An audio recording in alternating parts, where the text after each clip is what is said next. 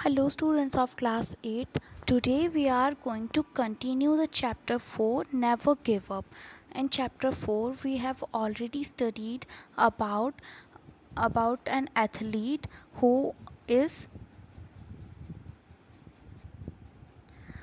Michael McCullough, who is suffering from a disease known as cerebral palsy. So फिलहाल हम लोग now we are going to read the next part of this chapter. Sudha Chandran success amidst misfortune. तो सुधा चंद्रन जो कि एक leading actress हैं at present in some serials of India, तो वो एक सक्सेस एडमिस्ट हैं जिनका मिसफॉर्च्यून जिनकी किस्मत ख़राब रही है लेकिन फिर भी वो सक्सेस रही हैं. तो उनकी कहानी हम लोग आज पढ़ेंगे. Sudha Chandran was born into a Tamil family in 1964. 1964 में उनका एक तमिल फैमिली में बर्थ हुआ था. She was exposed to a rich cultural heritage at a very young age and started dancing at the age of 3. वो सब रिच कल्चरल हेरिटेज में expose हुई थी, मतलब कि उनकी जो फैमिली थी वो कल्चरल एक्टिविटीज़ में ज़्यादा ध्यान देती थी और रिच फैमिली थी. यानी कि जो कल्चरल हेरिटेजेस में ज़्यादा ध्यान देते हैं, उसमें ज़्यादा इंटेलेक्चुअल होते हैं, उसको रिच कल्चरल हेरिटेज कहा गया है. तो रिच कल्चरल हेरिटेज पे वो बचपन से ही यंग एज से ही एक्सपोज रही हैं और उन्होंने 3 साल की उम्र में ही डांस करना स्टार्ट कर दिया था. Her family realize her potential and decided to provide her formal education in dance. उनकी फैमिली ने उनका पोटेंशियल देखा कि उनमें ये टैलेंट है आगे बढ़ने का और उन्होंने डांस की उनको फॉर्मल एजुकेशन दिलवाना स्टार्ट कर दिया. Sudha's first dance performance was held at the age of 8. Sudha Chandran की फर्स्ट डांस परफॉर्मेंस 8 साल की उम्र में उन्होंने दी थी. And by the age of 17 she had performed 75 stage performance. और 17 साल तक होते होते उन्होंने 75 स्टेज परफॉर्मेंस दे चुकी हैं. On May 2nd, 1981, Sudha Chandran, a highly accomplished Bharatanatyam dancer, 2 मई 1981 को सुधा चंद्रन जो कि एक बहुत ही अच्छी भरतनाट्यम डांसर रही हैं, met with a road accident during a pilgrimage in Tamil Nadu. वो रोड एक्सीडेंट उनका एक रोड एक्सीडेंट हो जाता है और वो पिलग्रिमेज पर थी तमिलनाडु में. पिलग्रिमेज मतलब कि पिलग्रिम्स होते हैं जो घूमने जाते हैं भगवान, जो हम लोग तीर्थ यात्रा करते हैं. तो तीर्थयात्री जो होते हैं वो बोलते हैं पिलग्रिम्स. और पिलग्रिमेज मतलब कि वो यात्रा जो पिलग्रिम्स करते हैं. तो पिलग्रिमेज में के दौरान उनका एक रोड एक्सीडेंट हो गया था तमिलनाडु में. The bus she was travelling in hit a truck and her feet got stuck in the cows. जिस बस में वो ट्रैवल कर रही थी वो एक ट्रक से टकरा गई और उनकी जो फीट थी, उनका जो पैर था, वो एक बस के टुकड़े से में स्टक हो गया, मतलब काउस में स्टक हो गया, फंस गया. By the time help arrive to extricate her from the rampage. उस डिस्ट्रक्शन से उनका पैर निकालने के लिए जैसे ही हेल्प आती, उस टाइम तक her right foot was critically injured. उनका राइट वाला फुट क्रिटिकली इंजर हो चुका था, मतलब कि बहुत बुरी तरीके से इंजर हो चुका था. Unfortunately for her, the doctors made a mistake while trying to cure the infection. तो फर्स्ट थिंग तो ये अनफॉर्चुनेट था कि उनका एक्सीडेंट हुआ. एज अ डांसर उनका एक्सीडेंट हुआ तो बहुत बड़ा लॉस था उनके लिए. लेकिन इससे भी बड़ा मिसफॉर्चून क्या हुआ उनके लिए, उनकी किस्मत कैसी थी कि डॉक्टर से भी मिस्टेक हो गई जब वो उस इन्फेक्शन को क्योर कर रहे थे. This resulted in her foot getting gangrene, and because of the fear of it spreading throughout of her body, the difficult decision of amputating her right foot had to be taken. तो उस infection को cure करने में जो doctor से mistake हो गई थी उसकी वजह से उनका जो फूट था वो गैंग्रीन हो चुका था. मतलब उनके फूट में अब ब्लड ट्रांसपोर्ट नहीं हो रहा था, तो वो एक तरीके से डैमेज हो रहा था. और इस डर से कि वो इन्फेक्शन पूरी बॉडी में ना फैल जाए, तो उनकी राइट फुट को एम्पूटेट करने का डिसीजन लेना पड़ा. एम्पूटेट मतलब किसी ऐसे पार्ट को जो कि डैमेज हो चुका है उसको बॉडी से अलग कर देना. Her right leg had to be amputated 7.5 inches below the knee. घुटने के 7.5 इंचज़ नीचे से उस राइट लेग को हटाना था. Sudha was devastated. वो पूरी तरीके से डिवास्टेटेड हो चुकी थी. मतलब डिवास्टेटेड मतलब होता है कि अगर हम किसी किसी भी प्रॉब्लम में फंस जाते हैं और उसकी वजह से हम बहुत ज़्यादा इमोशनल या शॉक्ड हो जाते हैं तो उसको डिवॉस्टेटेड बोलते हैं। She remain in a state of shock for a long time, बहुत लंबे समय तक वो शॉक में रहीं, एंड बैटल डिप्रेशन, और डिप्रेशन से लड़ती रहीं। Very rarely do we come across people who have the courage and heart to move on in life after tragedy strikes them. बहुत कम ऐसा होता है कि लोगों में इतना साहस होता है और उनका इतना दिल मानता है कि वो लाइफ में मूव ऑन कर जाते हैं किसी भी ट्रेजेडी के बाद में। Sudha Chandran was not a quitter. वो क्विटर नहीं थी। क्विटर कौन होता है? जो कि हार जाता है, जो हार मान लेता है उसको क्विटर बोलते हैं। तो सुधा चंद्रन हार मानने वाली नहीं थी। She was shattered, no doubt. इसमें कोई डाउट नहीं है कि वो शैटर्ड थी पूरी तरीके से, उनका डिप्रेशन वाली स्टेट थी। But it was only then that she realise just how passionate she felt about dancing. और लेकिन ये वही टाइम था जब उनको रियलाइज़ हुआ कि इतना सब होने के बाद भी वो डांस के लिए कितनी पैशनेट है, वो डांस के लिए कितनी ज़्यादा डांस उनके लिए मायने रखता है। She began to learn how to walk again and it took her 4 months to even walk straight.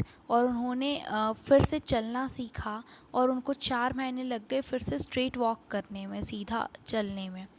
One day she read about Dr. Sethi of Jaipur who manufactured artificial legs.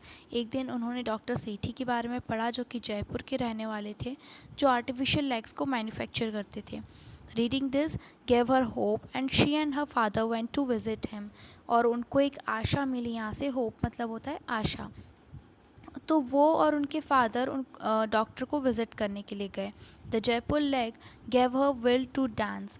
हम लोगों ने पढ़ा था जयपुर लेग के बारे में, तो Jaipur leg ने उन्हें डांस करने की उनकी इच्छा को और बढ़ा दिया।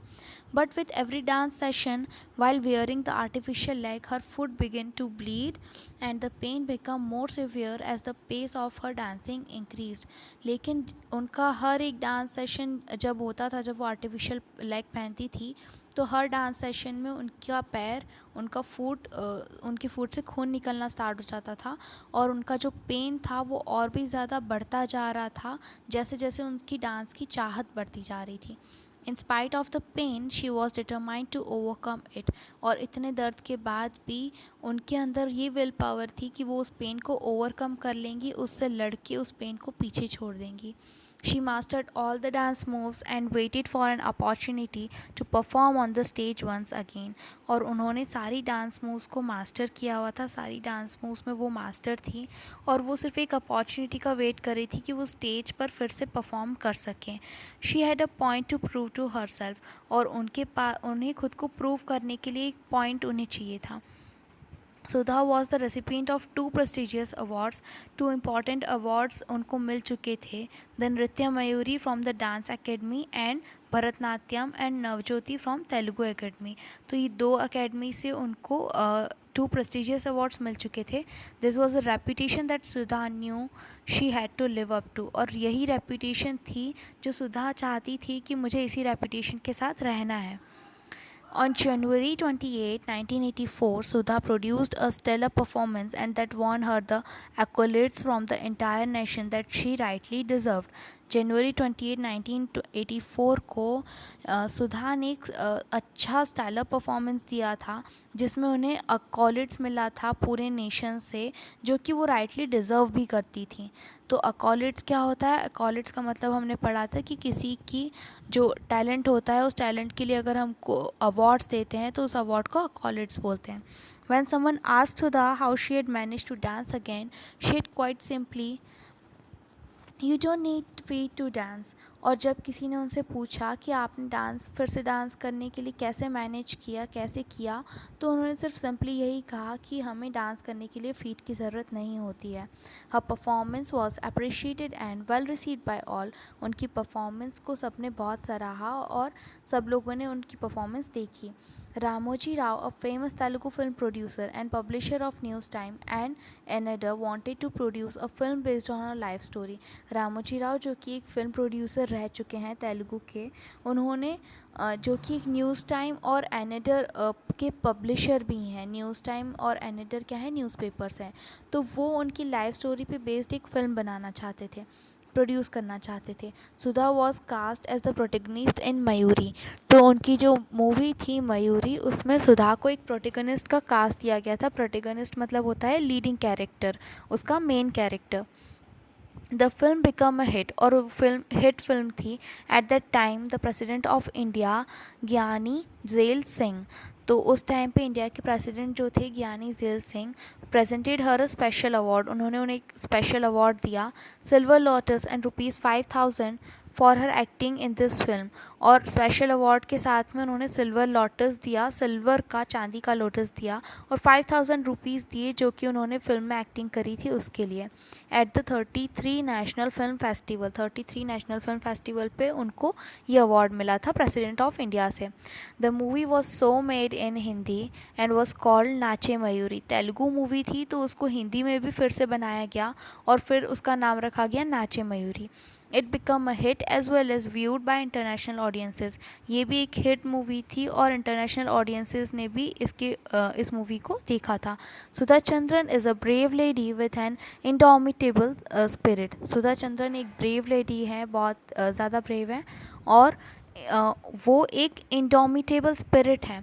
इंडोमिटेबल जिसको हराना मुश्किल हो। हर life is a fine example of how one can reach success despite physical challenges. उनकी लाइफ एक बहुत अच्छा एग्जाम्पल है कि हम फिज़िकल चैलेंजेस के होने के बाद भी सक्सेस पे कैसे पहुंच सकते हैं। She had the heart to move on and make something of what she had, while many of us would have stopped and wallowed in self-pity. तो उनके पास जो हार्ट था वो चाहता था मूव ऑन करना, और जो भी उनके पास था उससे उन्हें कुछ ना कुछ ड्रीम उनका कंप्लीट करना था। जबकि हम में से बहुत सारे लोग उस जगह पर होते तो हम रुक जाते और खुद ही परेशान होकर वैलो करते। Her life has been an inspiration and a perfect reason as to why you should never give up. और उनकी लाइफ एक बहुत अच्छा इंस्पिरेशन रही है और परफेक्ट रीज़न रही है कि हमें क्यों गिव अप नहीं करना चाहिए। For Sudha dance still remains her passion. Sudha के लिए डांस अभी भी उनका पैशन है। She has established a dance academy in Mumbai, Sudha Chandran academy of dance. उन्होंने मुंबई में अपनी एक डांस अकेडमी भी इस्टेब्लिश करी है जिसका नाम है Sudha Chandran academy of dance, which has its branches all over Mumbai and Pune. Mumbai और पुणे में भी उनकी इस एकेडमी की ब्रांचेस हैं। She has been successful in fulfilling her dreams. वो अपने सपने को पूरा करने में सक्सेसफुल रही हैं। She never step back due to her failure. अपने फेल्यूर के कारण कभी उन्होंने अपने कदम पीछे नहीं हटाए हैं।